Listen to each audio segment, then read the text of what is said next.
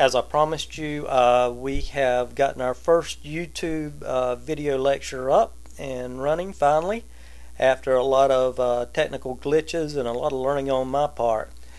We are moving into Unit 3, and the name of that unit is An Age of Accelerating Connections, looking at the period from roughly 500 to 1500 in the Common Era. So we're talking about up to about 600 years ago is where we're going to end up stopping in this unit. And today our lecture is going to be on post-classical trade and contacts. Now, before I get into the lecture, I want to point out a couple of things. One, the title of Accelerating Connections. That simply means that people are going to start coming into contact with each other a lot more. As they come into contact with each other, we have a phenomenon that takes place that we in history call diffusion. Diffusion just means that you're borrowing and picking things from each other. Sometimes it's conscious. In other words, you may see something and you like what they're doing that another person does, a type of music or something, and so you start listening to it. But I would say most of the time it is an accidental diffusion that takes place. People don't realize they're borrowing a certain idea or a thought or a religion for that matter, but it happens just the same. Now, the second part is our title, Post-Classical Trade and Contacts. And I wanted to point out, when we say post-classical, we are simply referring to the period after the Roman Empire has fallen. We've studied so far from our agricultural beginnings and pastoral beginnings to the point where we have empires that emerge, Mesopotamia being one of the what we call the first line empires or first wave empires, and then you have Greece, Rome, and Persia. That is our second wave empires. Now we're moving to what we call our third wave empires. And much of our unit here is going to focus on these third wave empires and their effects on the world as we know it today. There's going to be a lot of connections. This is a very, very, very crucial part of our course. And as we like to use the word, it covers a vast amount of information. So we're going to jump from here right into our lecture, and hopefully I'll tie things together for you, and we can in the end we'll make good sense out of this, and you'll have a good overview of what's going on during this period. In the 14th century, one of the greatest, perhaps the greatest, single world traveler emerged by the name of Ibn Battuta. Battuta was born in Morocco in northwestern Africa. He grew up in what we might call a middle-class merchant family.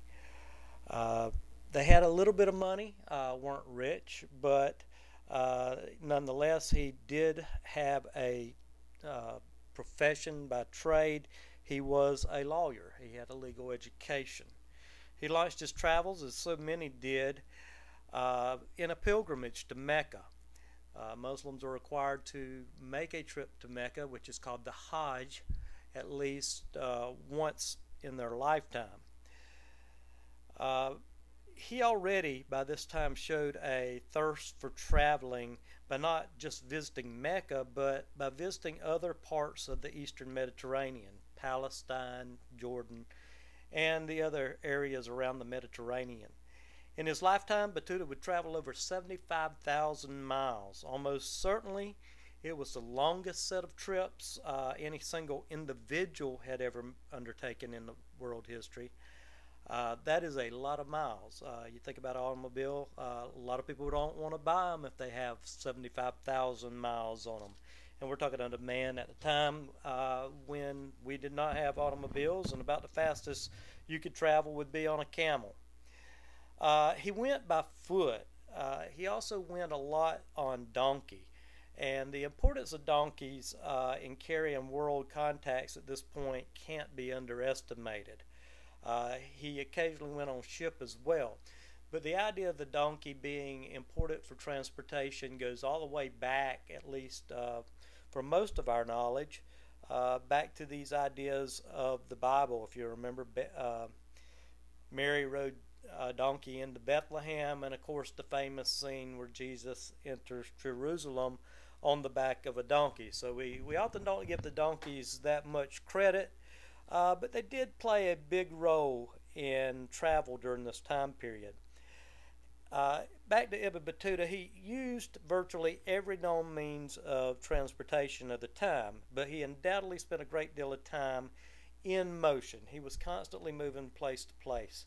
His travels would take him not just frequently back to the pilgrimage or the Hajj to Mecca, but to other parts of North Africa and the Middle East. They often took him to Persia. They also took him well into Central Asia, where he frequently traveled over mountain passes in the wintertime, enduring a lot of really dangerous adventures in the process. He spent a good deal of time in India, particularly in what was known as the Delhi or Delhi Sultanate, where he actually at one point became an official in their government there. He traveled to island groups in the Indian Ocean. He also traveled to Southeast Asia. He traveled to China, which we'll discuss further in a moment. He didn't actually like China too well. After a long series of journeys, he then went back to North Africa, but he still had this thirst for traveling. In what we regard as Central or even slightly later Middle Ages, he undertook a final set of trips into sub-Saharan Africa, particularly into the great kingdom of Mali. He wrote up his travels, which is obviously why we know so much about them. His account both reflects the new range of geographical contact possible and also encouraged this kind of contact as well, because people would read Battuta and they would seek to imitate him. They could develop a thirst for learning about new places from his accounts. His motivations for travel seem to be several. He was certainly religiously inspired. He was a faithful Muslim, and much of his travel, indeed, most of it centered on territories that were fully or partly converted to Islam, where he could feel comfortable and maintain contact with his religious rituals while he was there. His travels also seemed to be somewhat female-oriented. He had lots of female friends all over the world, at least the world was known as this time, and he frequently picked up women along the way. Sometimes he married them, sometimes it was long term, sometimes it was much shorter. He probably left places sometimes because his relationships had deteriorated. Above all, he was clearly driven by a massive curiosity about strange places, even though often Muslim, still nevertheless pretty strange. In addition to illustrating the new potential for geographic expression of human curiosity, his accounts reflect a couple of other features that are worth noting. He judged according to the standards of Islam. That was his point of view. In places that were Muslim, but not exactly like Middle East and North Africa, he would praise the religious piety of the people. At the same time, he often saw places where he would praise the piety of the people, but he would criticize the people as well. For example, he worried a great bit about African women who seemed to wear fewer clothes than they should by Middle Eastern standards, and also seemed to have a social presence or an importance in public assertions and in social settings that he found, quite frankly, just disturbing. He didn't like it. In his one clear venture outside of Islam, he visited China. He professed himself, and it's really interesting that almost always he was uncomfortable. He knew that China was a great society.